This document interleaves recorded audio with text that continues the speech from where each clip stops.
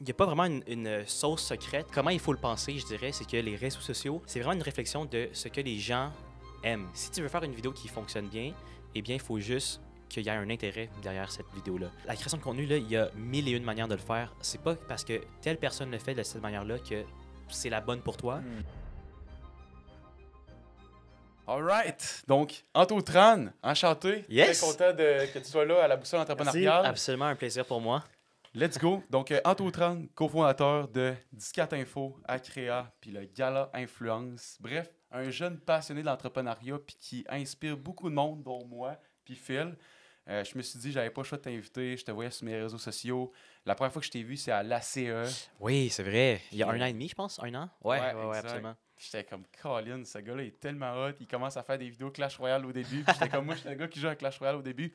Bref, ça va inspirer du monde qui ont déjà joué à ces jeux-là puis qui veulent se lancer en affaires aussi. Fait que c'est ça. On commence avec un premier sujet qui est le secret pour devenir viral sur les réseaux sociaux. Parce que, crime, tous mes amis me disent, je sais c'est qui Anto Tran. Puis, il est hot, ce gars-là, je le vois tout le temps.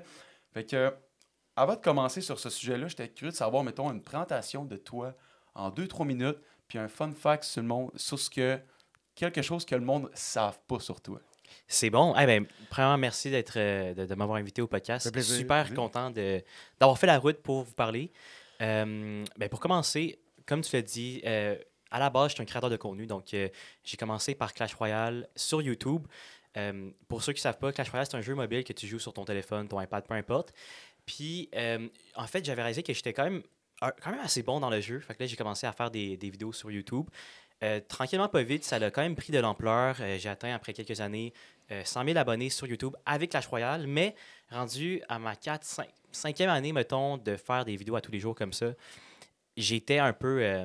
j'étais un peu tanné. Fait que là, j'avais fait le tour. Je voulais faire quelque chose qui était... Tu sais, j'étais très bon dans les jeux vidéo, mais j'avais l'impression que ma personnalité était plus que ça.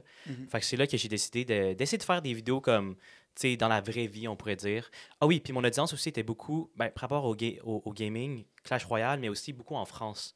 Fait que je voulais aussi avoir une audience qui était plus proche de moi, soit au Québec.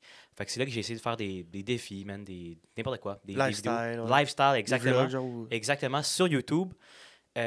Et là, à ce moment-là, c'était concordé avec le début de TikTok. Fait que là, j'ai décidé de reposter certains clips de mes vidéos YouTube en TikTok. Puis là, j'avais réalisé que sur TikTok, ça pognait plus. Il y avait une belle visibilité, puis dans le fond, une belle opportunité pour créer du contenu. Ouais. Donc, c'est là que je me suis dit, hey, je vais essayer de prendre ce que je connais déjà sur YouTube, puis essayer de faire des concepts, mais adaptés pour TikTok, genre spécifiquement, plutôt que penser YouTube first, ensuite de ça, TikTok. Ouais. Et c'est là que, de fil en aiguille, j'ai développé ma série de bouffe où ce que je faisais des underrated ou overrated. Puis c'est cette première série-là qui a vraiment blow up sur les réseaux sociaux, sur TikTok spécifiquement. Puis c'est là que j'ai développé mon branding. Puis à travers le temps, à un moment donné, j'étais tanné de faire des reviews de bouffe. Fait que j'ai commencé à faire d'autres types de vidéos. Mais là, vu que on m'avait déjà vu sur TikTok comme Anto Tran, c'était plus facile de sortir de ce que je faisais puis de diversifier mon contenu tout simplement pour me rendre aujourd'hui ici. Yes. T'as-tu un petit fun fact que le monde ne connaisse pas de toi? Ouais, un genre de talent caché. Ouais. Je suis capable de faire des bulles avec ma langue. C'est vrai? Ouais. Attends, en ce moment, tu pourrais en faire un. Là. Ouais, je pourrais en faire. Attends, 2 secondes. C'est juste que là, il faut que je me réhydrate la bouche. Attends. Ouais.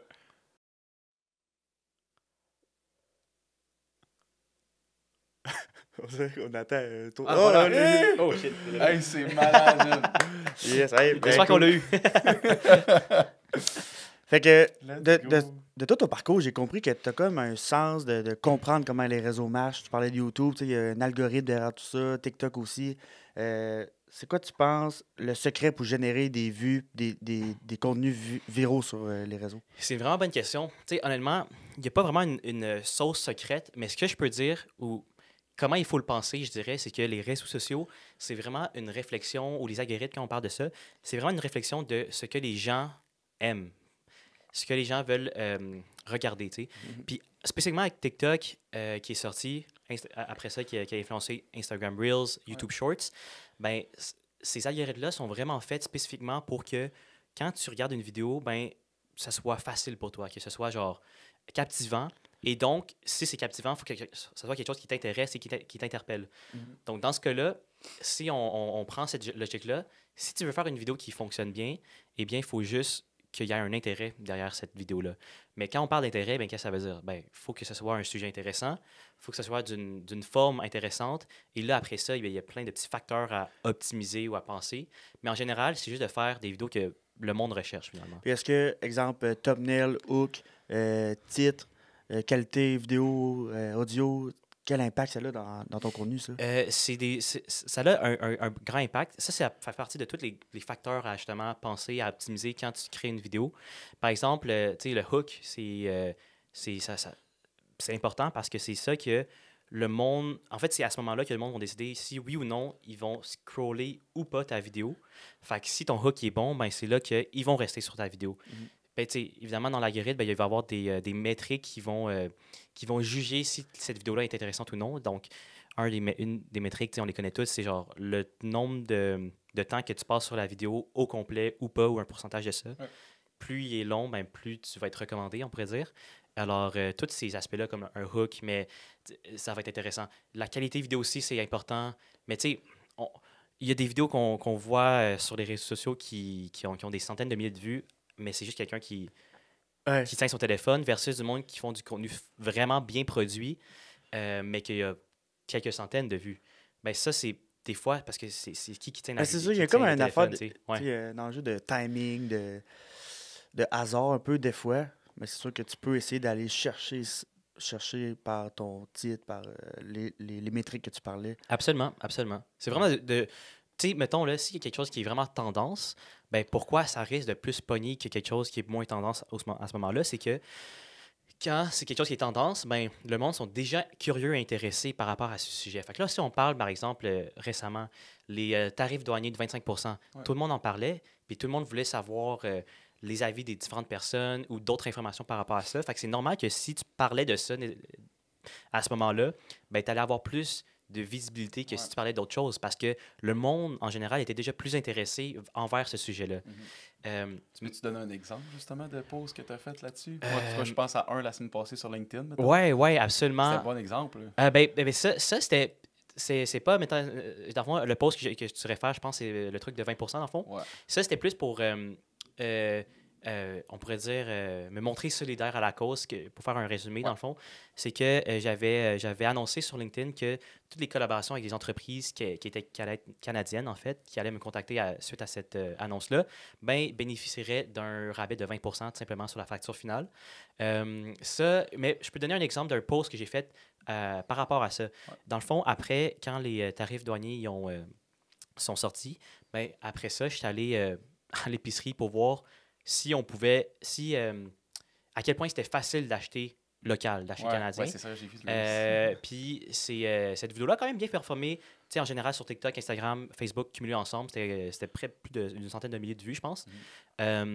Puis, ça, c'est le genre de concept que je ferais. Mais tu vois, cette vidéo-là, en regardant, je me suis dit, shit, j'aurais dû mieux l'optimiser. Il y avait comme une métrique que j'aurais pu faire qui aurait été mieux pour la visibilité de cette vidéo-là, mais à la fin de la journée... c'est quoi cette métrique-là? Dans le fond, c'est qu'il y avait une séquence de 10 secondes qui était inutile, qui était moins intéressante que les autres, selon moi, que j'aurais dû couper, finalement, que j'ai décidé de garder. Mais, en revanche, un peu moins de visibilité, mais pour ceux qui ont regardé jusqu'à la fin, cette vidéo-là, il y a plus de valeur pour eux. Fait qu'il y a comme une balance à avoir. Ouais, je comprends. Fait que tu vois, c'est pas le nombre de vues qui est toujours important, mais c'est aussi c'est quoi ton objectif derrière une vidéo, derrière un contenu, et qui tu viens chercher avec ce contenu-là qui est pensé, qui a pensé. Fait que oui, c'est vraiment bien d'avoir un contenu viral, mais selon moi, c'est bien plus intéressant d'avoir un contenu de valeur qui rejoint le monde que tu veux rejoindre.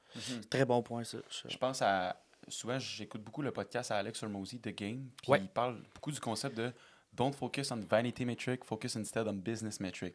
On s'en fout du nombre de vues ou de likes. C'est plus OK, au niveau de ta business, t'as-tu réussi à grossir? T'as-tu réussi à atteindre ton objectif, justement? Absolument. Parce que c'est ça que je voulais te poser comme question. Tu fais extrêmement de vues. Je me dis, il parle de l'épicerie, il parle de plein de choses. À chaque fois, c'est complètement différent. Mais c'est quoi ton objectif derrière ça, tu sais? C'est vrai, c'est une bonne question. Pour moi, mon objectif, moi, je suis un créateur de... Mettons, quand je poste sur TikTok, je poste en tant que créateur de contenu. Ouais. Fait que mon objectif derrière ça, c'est évidemment d'aller chercher la meilleure visibilité possible, mais des choses qui se rattachent réellement à mes intérêts. Okay. Pourquoi? Parce que je veux que mon contenu reflète ma personne, mes intérêts, pour que, justement, moi, ma business, ou une des façons de ma business, c'est d'aller chercher des brand deals et des sponsorships pour intégrer dans mes vidéos. Et si je veux intégrer ces sponsorships-là, ils doivent être reliés à mon intérêt, à mes intérêts, je veux dire, et donc à ma personne. Fait que c'est pour ça que... mais aussi, ils veulent aussi rejoindre le plus de monde possible parce que pour une entreprise, ça va être plus intéressant. Fait que ça, c'est mon objectif quand je poste des vidéos sur les réseaux sociaux. Il faut que ça soit vraiment propre à moi, mais d'une manière que ça crée un buzz ou ça crée c'est ça. une belle visibilité. Ou créer un volume aussi de visionnement. Exactement. Mais tu sais, mettons, si c'est pour une business, de, je sais pas, d'entretien ménager, puis que tu veux aller chercher des clients, ben dans ce cas-là, ton objectif, justement, la métrique que tu veux avoir, c'est convertir des clients avec ton contenu. Et comment tu fais ça? Ben, c'est pas nécessairement avec la métrique de vue que tu veux faire ça, mais c'est plutôt, justement, le nombre, le genre de sujet que tu utilises pour rejoindre ta clientèle cible, finalement. Et ça, c'est important. Si tu coches, on pourrait dire ces cases-là, c'est là que tu as un bon contenu. Mais tu sais, ça sert à rien que tu aies 300 000 vues avec 0 conversion, plutôt que 10 000 vues seulement, mais avec 50% de conversion, c'est énorme. Fait qu'il y a vraiment ça à penser quand tu as une business, puis l'objectif derrière ton contenu. Puis ça me fait penser, quand tu as une entreprise, de bien cibler ta clientèle cible, ça va te permettre d'investir dans ton marketing vraiment d'une plus belle façon d'aller cibler justement des influenceurs qui sont dans la même niche que toi. Ou, tu sais, on en parlait dans un épisode, juste nous deux, que une personne qui est planificateur financier qui dit moi je fais tout. Mais quand tu fais tout, t'es bon dans tout, mais excellent dans rien. Fait que d'être excellent dans quelque chose, le vendre, cette chose-là, l'identifier pour que tu puisses cibler ton marketing, ça m'a apporté un bon point. Là. Absolument. Absolument. Je voulais te poser une question parce qu'il y a beaucoup de monde, même mes amis proches qui excellent en business, mais ils me disent Simon, là, je vais me lancer en création de contenu. Même un matin, là, je parlais avec un de mes amis, puis là, il me dit là, comment je m'y prends? Si tu avais, mettons, à recommencer from scratch depuis le début, comment tu t'y prendrais puis comment tu recommanderais aux personnes de commencer? C'est une vraiment bonne question. Je commencerais par établir justement les objectifs que je voudrais. Puis, à partir de ces objectifs-là, et dans le fond, un de ces objectifs, ça serait de me donner l'idée ou donner une idée, c'est quoi l'audience que tu veux viser. Ensuite de ça, OK, bon, là, tu vas avoir trouvé ces personnes-là. Alors là, tu veux créer des sujets ou créer des concepts de vidéos, que ce soit par les sujets, par les concepts, par les idées, peu importe, des idées de vidéos où ça peut rejoindre ce monde-là et que toi, et que ça fit avec toi. Tu fais une liste de tout ça. Après ça, bon, tant mieux. Tu as maintenant les sujets que tu veux traiter pour créer ce contenu-là. Ensuite de ça, c'est de quelle manière je peux présenter cette vidéo-là ou ce contenu-là, cette idée-là, dans une vidéo pour que ce soit intéressant. Fait que là, tu fais encore ta liste. Tu fais genre un arbre, tu prends un arbre qui continue, un schéma, on pourrait dire, qui continue. Puis ensuite de ça, soit si tu es bon à la création de contenu, ou tu as du temps, en fait, tu t'essayes. Tu fais juste te lancer, tu commences. Puis à chaque vidéo, tu essaies de faire quelque chose de mieux en commençant en regardant les commentaires, puis justement, ou juste montrer à des amis pour voir c'est quoi les commentaires que tu peux améliorer. Ensuite de ça, si jamais tu veux bypass le temps, t'engages une agence pour le faire. Sinon, une bonne agence, parce qu'il y en a beaucoup. Puis, ils ne sont pas nécessairement toutes bonnes ou adaptées à ta business, mettons, à ton contenu. Fait que, mais je dirais que c'est vraiment de te lancer. La chose la plus importante, là, c'est de te lancer. Avec une certaine fondation, une certaine intention, comme tu dis, une préparation du contenu. Ça peut se faire naturellement. Il y a des gens qui sont naturellement bons et captivants. Oui, exact. Il y en a que tu peux l'être aussi. Et avec la préparation, ça va être juste encore mieux. C'est ça. Puis c'est ça qu'on sous-estime beaucoup. Genre, y a beaucoup de monde qui se disent « Ah, je suis trop gêné devant la caméra ou je suis pas bon. Ouais. » Mais moi, j'étais vraiment, vraiment pas bon devant la caméra. Puis en fait, je le suis encore pas. Non, mais attends, qu'est-ce que je veux dire, c'est que quand j'ai un texte à dire devant la caméra, puis Elisabeth peut vraiment en témoigner, je suis incapable de mettre 3 phrases de suite sans bugger. Mais ça, pourquoi? Mais qu'est-ce que j'ai développé avec ça? C'est que j'ai développé le montage. Avec le montage, je sais comment monter pour que ça paraisse pas. C'est pour ça qu'à chaque fois, ça coupe. Ouais. Mais ça coupe d'une manière que c'est pas... Ça reste captivant. Mais que ça reste captivant, mais que ça soit quand même fluide. Puis ça, c'est en mettant du B-roll, des clips à côté, puis tout ça, tu peux cacher plein d'affaires avec le montage. Oh, wow! Ça, c'est un skill. Même moi, je savais pas. Là. Je pensais que t'étais comme BAM! Ah, non, man. Hey, des fois, c'était tellement gênant. Là, genre, c'était le tournage, une collaboration avec la banque TD. Ouais. Puis avec cette collaboration-là, spécifiquement, j'étais, dans le fond, j'étais comme un acteur, on pourrait dire. Il allait poster ça en pub sur les réseaux sociaux. Ouais. Mais, fait que dans le fond, c'était pas moi qui faisais le montage. Je faisais juste me pointer là. J'avais un texte, puis je devais le dire. Je pense que l'équipe de tournage devait m'haïr, genre tellement m'haïr, parce que on a passé 1 heure à littéralement dire comme les 5 mêmes lignes parce que j'étais pas bon pour juste parce qu'il fallait faire one shot dans le fond là. Ouais. Fait que j'avais toujours un mot qui était pas bon ou puis tu sais c'est une collaboration avec une banque, fait que les mots sont vraiment importants là, que tu utilises. Fait que oh my god. Ça fait penser au début comme courtier immobilier, je faisais comme du contenu, on va dire, pour vendre mes services, tout ça, vendre mon accompagnement. Ouais. Puis première personne que j'avais engagée pour tourner cette pub-là, on avait préparé un texte ensemble. Comme tu dis, lire le texte, ça avait pris une demi-heure, pas capable de le faire. Fuck un mot, tu te trompes dans quelque chose. Là, le gars, il avait dit, garde, laisse faire le texte, parle-moi de toi, puis présente-toi. Tac, ça part, meilleur shot. C'est ça qu'on a utilisé comme pub. Absolument. Comme là, on a un podcast, on n'a pas de texte de préparé, c'est comme ça que ça coule, c'est comme ça qu'on apporte des bons sujets. Exactement. Puis tu vois, ça, c'est... Tu sais, faire la création de contenu, là, il y a 1001 manières de le faire. C'est pas parce que telle personne le fait de cette manière-là que c'est la bonne pour toi et aussi que ça va marcher aussi pour toi si tu fais la même chose exactement. Fait que, il y en a qui sont super bons avec un texte puis ils vont le deliver super, super bien. Il y en a d'autres que, justement, c'est plus comme avec ton cœur, on pourrait dire. Puis c'est ça. C'est vraiment propre à chacun, puis chacun doit trouver sa manière. Ça m'apporte sur un autre sujet. La création de contenu que tu parlais, tu avais... Plus c'était dans le lifestyle, vlog. Tu sais, quand tu crées du contenu à chaque semaine, à chaque jour, plusieurs fois par jour, comment que tu bâtis une base d'idées ou toujours avoir du contenu à partager? De quelle façon tu gères ça? C'est une vraiment bonne question parce que, surtout au début, tu sais, à travers les années, mettons, avec YouTube, ben, c'était facile. C'était toujours du Clash Royale, puis le jeu avait assez de choses pour que tu puisses parler de ça au moins 2 fois par semaine, dans le fond. Là. C'était ça mon rythme de publication à ce moment-là. Pour la bouffe, ben, tu vois, au début, c'était super facile de faire du contenu parce qu'il y avait toujours des nouveaux restaurants ou il y avait toujours des restaurants que je n'avais pas encore testés. Mais à un moment donné, tu fais le tour assez rapidement des restaurants qui sont hype ou genre des choses, des nouveautés, des nouvelles choses. Fait que, ben, pour moi, à ce moment-là, c'était d'essayer de faire des concepts, des défis, tout ça. Mais même là, à ce moment-là, genre, à un moment donné, j'étais à court d'idées. Fait que, en ce moment, qu'est-ce que je fais? C'est je regarde mon agenda puis je me dis, est-ce qu'il y a quelque chose que je peux documenter ou que je peux filmer ou que je peux transformer en vidéo pour que ce soit intéressant? Fait que ça, c'est cool. Ça assure que c'est toujours dans mes intérêts puis c'est super authentique à moi. Mais aussi, ben, je me casse pas la tête. C'est déjà quelque chose que je fais ou que je peux faire durant la semaine et que je le transforme en vidéo. Tu faisais ça aussi, je pense. Fait que dans ton day-to-day, dans le fond, t'es comme, quelle chose que je pourrais... Ouais, exactement. Ou tu sais, mettons, là, aussi simple, banal que ça, genre... On doit faire l'épicerie pour la semaine, mais là, je me dis, hey, tant qu'à aller à l'épicerie, y a-t-il un concept que je peux faire derrière ça, tu sais? Fait que c'est vraiment ça comment moi je fais mes idées. Fait que j'ai pas un calendrier qui est fixe pour, mettons, les vidéos des 2 prochains mois, mais je sais par contre que je devrais toujours avoir des idées de vidéos qui sont authentiques. Ben, sinon, je pense que tu avais la même méthode là, pour ton contenu. Moi, de mon côté, ma méthode, c'est...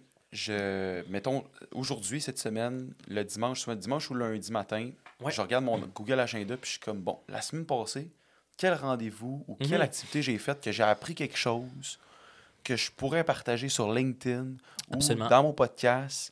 Puis là, je me marque 2 idées pour mes 2 posts LinkedIn. Puis souvent, je peux même partir sur une idée de mon podcast. Pour ça, je peux faire un post LinkedIn décliné de ça. 3 Reels Instagram de ça. Fait que, tu sais, ça peut être vraiment... moi, je trouve que c'est mon idée, puis ça fonctionne. Ben oui, c'est ça. C'est la manière la plus authentique, puis que tu vas jamais être drainé à comme te casser la tête aussi pour trouver des idées, parce que ça peut être vraiment difficile. Ben, c'est souvent ça que le monde il me dit hey, écoute Simon, mais moi je suis pas créatif dans la vie, genre je serais pas capable. Je suis comme sais-tu quoi, je suis pas créatif dans la vie là. Je fais juste prendre mon day-to-day. Je suis comme bon, j'ai écouté une vidéo sur YouTube, j'ai appris quelque chose pour optimiser mon site web. Je vais parler de ça. Ben oui, 100%. Fait que puis c'est cool. Parle-moi un peu plus de tes différents projets parce que là à Créa, tu as 14 infos. Pourquoi tu as décidé de lancer plusieurs projets au lieu de juste un puis de miser all-in? C'est une vraiment bonne question. En fait, avec en faisant la création de contenu, ça m'a comme permis de développer des skills ici et là, de justement montage puis de la connaissance des réseaux sociaux. Ouais. Mettons, si on commence par le Gala Influence Création, ça, dans le fond, c'était mes 2 partenaires en ce moment qui ont une agence marketing. Eux, en fait, on s'est rencontrés une fois pour essayer de voir s'il y avait une collaboration possible entre nous. Mais là, en discutant dans ce déjeuner-là, on a réalisé que eux, ils avaient déjà aussi une idée de faire un événement pour rassembler les créateurs de contenu, mais là, c'était pas encore à point. Fait de fil en aiguille, on a discuté, puis on s'est dit, hey, ça peut être une bonne idée de faire un gala pour récompenser les créateurs de contenu. Là, je raconte ça vraiment en condensé, là, dans le fond. Puis c'est là que, eux, ils collaboraient avec Laurence, qui est notre 4e partner, dans le fond, dans ce projet-là, pour faire le gala Influence Création. Fait que là, ça a commencé. On a commencé avec la nouvelle... on a lancé ça, puis on a eu notre première édition en février 2023, je crois. Oui, 2023. Puis ça a été un vraiment grand succès, un franc succès qui nous a amené à préparer la 2e édition qui a eu lieu l'année passée, le 8 mai 2024. Puis entre-temps, pendant ce temps-là, pendant qu'on créait le Gala Influence Création numéro 2, c'est là qu'on était comme, OK, là, on a notre mission qu'avec le Gala Influence Création, de crédibiliser le métier de la création de contenu, la récompenser, mais avec le Gala, c'est une fois par année que tu fais ça. Comment on peut renforcer cette mission-là, mais à travers l'année? Et là, on parlait avec des gens... Il y a une communauté aussi de créateurs. Là. Absolument, c'est ça, exactement.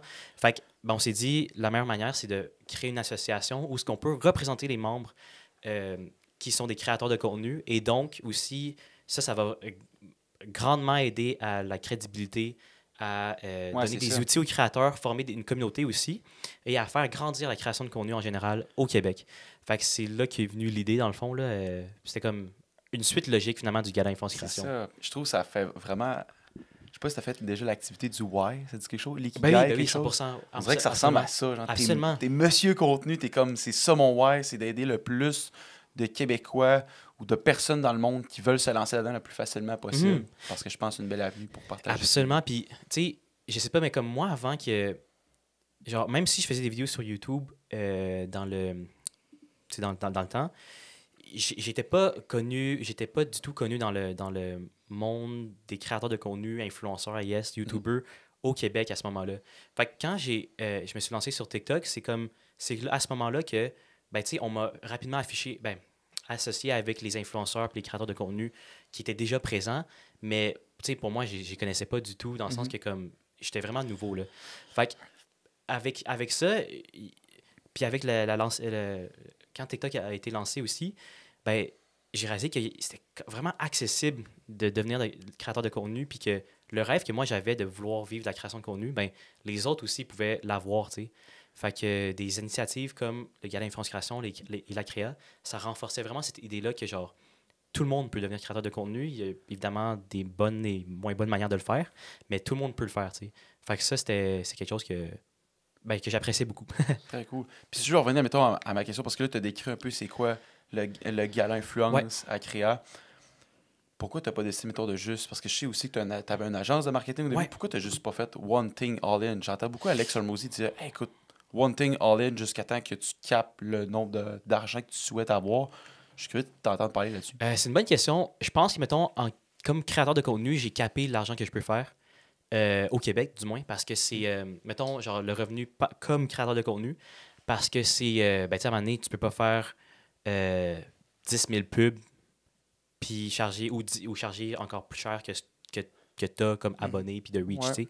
Fait que je pense que pour moi, genre, j'ai sensiblement pu atteindre ce maximum-là comme créateur de contenu. Okay. Fait que là, les différents projets... Bon, la créa et l'influence-création, c'est un peu différent parce qu'on est vraiment une grande... Ben, on est une 4, mais on a vraiment une grande équipe qui nous supporte dans ça. Fait que c'est du monde extraordinaire qui sont hyper passionnés, qui nous aident là-dedans. Mais tu sais, mettons, comme le projet de 10-4 Info, ben, on dirait que c'est comme différentes parties de moi qui est comme... On dirait que, mettons, pour la création de contenu, c'est comme un peu une case check. J'adore ça, je fais ça. Puis là, je vais utiliser pour... leverage ça. Puis... What's next? Ouais, exactement. C'est un peu comme un What's next pour moi, exactement. Exactement, ouais. Cool. Hey, on a parlé beaucoup que tu crées du contenu sur ta vie personnelle, tu vois, avec ta copine aussi. As-tu une certaine ligne, un équilibre entre ta vie professionnelle, privée, tu sais, comment que... c'est une bonne question. Ben, en fait, on s'est mariés récemment. Fait que, félicitations. Ouais, merci. Mais dans le fond, c'est ça, tu sais, mettons, parler du mariage. Ça, c'est quelque chose qui est... En fait, c'est une bonne question. C'est une vraiment bonne question parce que, mettons là, on partage le mariage, OK? Fait que là, le monde peut dire... Hey, y avait-tu un plan de partage avant? Non, pas du tout. C'était vraiment naturel, on pourrait dire. Mais c'est que j'ai l'impression que pour le mariage, par exemple, il y aurait tellement eu de choses qu'on aurait pu partager. T'sais. Si c'était vraiment ça qu'on voulait faire du contenu avec le mariage. Mais là, on a juste comme publié quelques photos puis tout ça, puis c'était tout. Je pense que pour moi, la ligne se trace vraiment simplement. C'est qu'est-ce que nous, on est à l'aise de parler ou pas. De ne pas se forcer à rien. Exactement. Mais tu sais, honnêtement, genre, mon contenu est assez de surface dans le sens que ça rejoint beaucoup mes intérêts, tu sais. Mais je pense pas qu'on me connaît tant que ça, genre, personnellement. Personnellement, je suis d'accord. Genre, je suis pas un influenceur qui va, genre, poster 10 000 stories par jour de comme qu'est-ce que j'ai mangé aujourd'hui, puis qu'est-ce que, genre, où que je suis allé, comme, spécifiquement. C'est vraiment, genre, des concepts ou des idées qui me passent par la tête, puis que je décide de partager, genre. Mais c'est pas genre chaque moment de ma vie. T'sais. C'est intéressant. Puis est-ce que tu as, dans ton accompagnement avec les autres créateurs de contenu que tu accompagnes, est-ce que vous placez une ligne ou c'est différent, différent de chaque personne? Mais... Oui, c'est vraiment différent de chaque personne. En fait, c'est vraiment propre à chaque personne. Il y a du monde qui sont à l'aise de parler de... De leur enfant, exemple? Oui, de leur enfant, de qu'est-ce qu'ils ont... la grosseur de leur crotte le matin. Genre, je veux dire, il y a plusieurs... tout le monde est à l'aise. L'intimité de chacun est différente. Oui, exactement. L'intimité de chacun est vraiment différente. Puis, c'est tant que la personne est à l'aise de partager ce qu'elle partage, c'est parfait. T'sais. Cool. Très cool. Ça fait le tour pour le premier épisode. Merci beaucoup, Anto. Donc, on va se retrouver. Deuxième épisode pour... je vais garder le suspense. Je peux pas dire le nom encore. Mais pour tous ceux-là qui nous écoutent, n'hésitez pas à laisser un petit avis. C'est vraiment apprécié, soit sur podcast, Apple Podcasts ou Spotify. Puis voilà, donc merci beaucoup de nous avoir écoutés. Puis vous aussi, vous pouvez écrire en commentaire qui vous aimeriez avoir comme prochain invité. Donc merci beaucoup, Anto. On se retrouve. Je voulais vous dire aussi que les épisodes sortent à chaque jeudi et à chaque lundi. Donc, vous pouvez mettre ça à votre agenda. Oui, exact. Parce que là, on a eu beaucoup de personnes qui se sont dit « là, Simon, il faut une régularité. » Donc, c'est fait. Donc, normalement, on devrait être bon. Donc, c'est fait. Donc, merci Anto. On se retrouve pour un prochain épisode. Bien sûr. Let's go. Merci à vous. Merci.